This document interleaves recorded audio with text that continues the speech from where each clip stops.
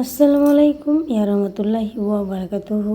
সবাই অবশ্যই ভালো আছেন। তো চলুন আজকে রেসিপিটা দেখে নেওয়া যাক। এটা মায়ের রমজান মাস। তো রমজান মাসের রোজা আমাদের চলছে। তো এখানে রোজাতে অনেক কিছু খাবার থাকলেও একটা মুখরোচক খাবার না থাকলে কিন্তু ভালো লাগে না। তো যারা খাবেন না তাদের জন্য এড়িয়ে যেতে হবে। আর যারা পছন্দ করেন এই ধরনের খাবার তাদের জন্য আমি আজকে এই রেসিপিটা নিয়ে আসলাম। তো প্রথমে ডিমটাকে সিদ্ধ করতে দিয়েছি 4টে, আর আলুটা নিয়েছি 5টে। তো মিডিয়াম সাইজের, এখানে ছোট ছোট, খুব বড় নয়। তো যাই হোক, ডিম সিদ্ধ হয়ে গেছে, আমি ছাড়িয়ে আর 2 টুকরো করে নিয়েছি। তারপরে আলুটাও সিদ্ধ হয়ে গেছে, আলুটাকেও ম্যাশ করে নিলাম।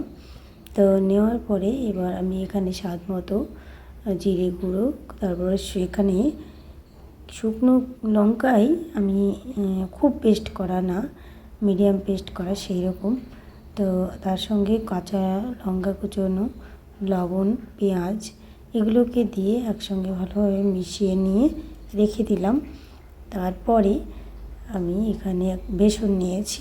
তো বেসনটার উপরে একটু লঙ্কা গুঁড়ো হালকা আর লবণ দিয়ে ভালোভাবে মাখিয়ে নিয়েছি।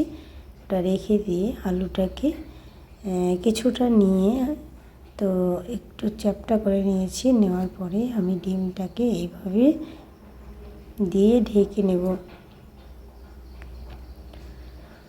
তো এইভাবে যখন 2 হাত দিয়ে করা হবে তখন খুব সুন্দরভাবে ঢাকা হয়ে যাবে। তো এইভাবে প্রত্যেকটাকে আমি ঢেকে রেখে দিয়েছি। এবার আমি কড়াইতে তেল দিয়েছি, তবে তেলটা আগের দিনের তেল ছিল কিছুটা, আজকেও নতুন করে আবারও কিছুটা তেল দিলাম।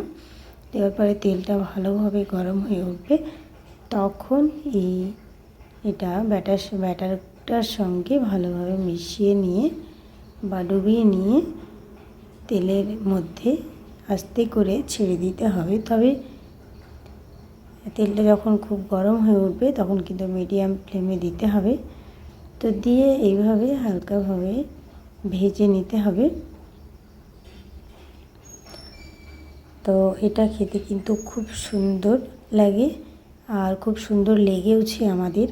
তো আপনারা চাইলে অবশ্যই এইরকম একটা রেসিপি বানিয়ে ফেলতে পারেন। আর ভালো থাকবেন।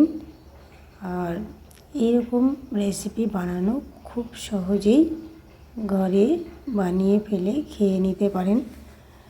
এটা রোজা বলে কথা নয়, যে কোনো সময় এই রেসিপিটা বানিয়ে নেওয়া যায়। তবে এটা বিকেলবেলায় বেশি ভালো লাগে চায়ের আগে। তো ভালো থাকবেন, সুস্থ থাকবেন, এই বলে আজকে ভিডিওটা শেষ করছি।